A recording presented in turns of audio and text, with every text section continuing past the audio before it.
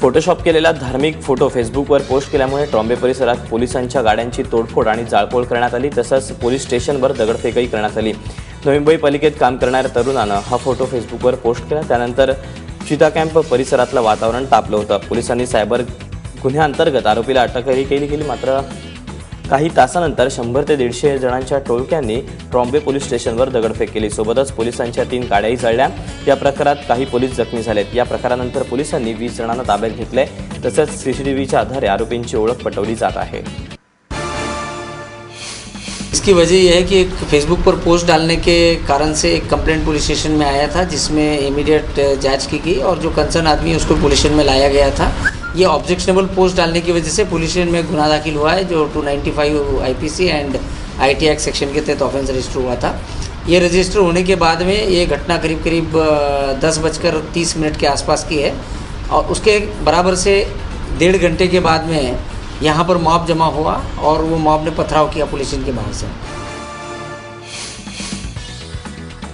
नोटबंदीनंतर पुण्याच्या जिल्हा मध्यवर्ती सहकारी बँकेत 580 कोटी रुपये जमा झालेत। मात्र केंद्र सरकारनं सहकारी बँकांकडून जुन्या नोटा घेण्यास नकार दिला। त्यामुळे बँका अडचणीत आल्याचा पुनरुच्चार शरद पवारांनी केला।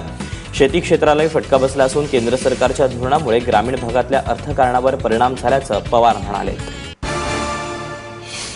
कामगारांच्या काही सोसायटीज आहेत त्याही सहकारी बँकेमध्ये असतात आणि या सगळ्यांचे 2-3 महिने व्यवहार ठप्प झालेले आहेत आणि त्याचा परिणाम या बँकांच्या आरोग्यावर झालेला आहे।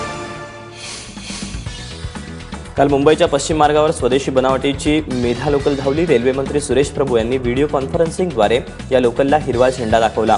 यावेळी सोलर पॉवर सिस्टीमचंही लोकार्पण सोहळा पार पडला। त्याचबरोबर लोकमान्य टिळक टर्मिनस ते टाटानगर ही अंत्योदय एक्सप्रेसही सुरू करण्यात आली। दर आठवड्याला मंगळवारी आणि शनिवारी ही एक्सप्रेस धावणार आहे।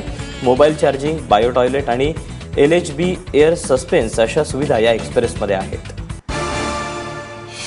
आज ICFची जाती एक नवी ट्रेन ही देशातली पहिली ट्रेन आपल्या मुंबईला सुरू याचा आपल्याला सार्थ अभिमान वाटला पाहिजे आणि त्याचा देखील शुभारंभ आपण काही वेळापूर्वी केला। याच्या अंतर्गत अनेक गोष्टी की ज्यापूर्वी आपण आयात करत होतो त्या आपल्या देशामध्ये निर्माण करायला सुरुवात केली। मुंबईतल्या 7 रेल्वे स्टेशनची नावं बदलण्याची मागणी शिवसेनेनं केली। शिवसेनेचे खासदार अरविंद सावंत यांनी लोकसभेतही हा मुद्दा उपस्थित केला। पश्चिम मार्गावरील एल्फिस्टन स्टेशनचं नाव प्रभादेवी, मुंबई सेंट्रलचं नाव नाना शंकर शेठ, तर चर्नी रोड स्टेशनला गिरगाव स्टेशन असं नाव देण्याची मागणी सावंत यांनी केली। त्याचबरोबर मध्य रेल्वे मार्गावरील करी रोडला लालबाग स्टेशन आणि सँडर्स स्टेशनचं नाव बदलून डोंगरी स्टेशन करावं असं सेनेनं म्हटलं आहे। ही गुलामगिरी अंगात एवढी भिनली आहे ना आमच्या, म्हणजे आम्ही आता मुंबई झालं तरी बॉम्बे अजून बोलत राहतो। ही जी जे विरोध करणारे लोक आहे ना त्यांच्या पोटात बॉम्बे आहे आणि आमच्या पोटात मुंबई आहे, एवढाच फरक लक्षात घ्या। त्यांना बॉम्बे अजूनही मोठं वाटतं बोलायला आणि गर्व वाटतो त्याचा। ही गुलामगिरी आहे। मुंबईतल्या राणीच्या बागेतील पेंग्विन कक्षाचं उद्घाटन झाल्यानंतर मुंबईकरांची मोठी गर्दी बघायला मिळते। 31 मार्चपर्यंत पेंग्विन पाहण्यासाठी कुठलीही फी घेतली जाणार नाही। त्यामुळे सध्या लोक सहपरिवार पेंग्विन पाहण्याचा आनंद लुटतायत। भर उन्हातही काल दिवसभर पेंग्विन पाहण्यासाठी मुंबईकरांनी रांग लावली होती। धुळ्यात डॉक्टरांना झालेल्या मारहाणीच्या निषेधार्थ पुण्यात डॉक्टरांनी संप पुकारला। अतिदक्षता विभाग वगळता रुग्णालयामधली सर्व विभाग हे बंद ठेवण्यात आले होते। डॉक्टरांच्या विविध संघटनांनी एकत्र येऊन शनिवारवाडा ते काउन्सिल हॉलपर्यंत मोर्चाही काढला। डॉक्टरांना संरक्षण देण्याची मागणी या मोर्चाच्या माध्यमातून करण्यात आली। नवी मुंबईतल्या वाशीत भारिप बहुजन महासंघाच्या वतीनं महागाई विरोधात निदर्शनं करण्यात आली। भाजप सरकारच्या काळात महागाई वाढली असून राज्यातली कायदा सुव्यवस्थेची परिस्थितीही बिघडली आहे। तसंच शेतकऱ्यांच्या आत्महत्या रोखण्यात सरकार अपयशी ठरल्याची टीकाही भारिपच्या कार्यकर्त्यांनी केली।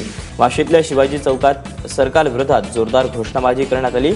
भारिपच्या आंदोलनात काँग्रेसनंही सहभाग घेत राज्य सरकारच्या धोरणाचा निषेध केला।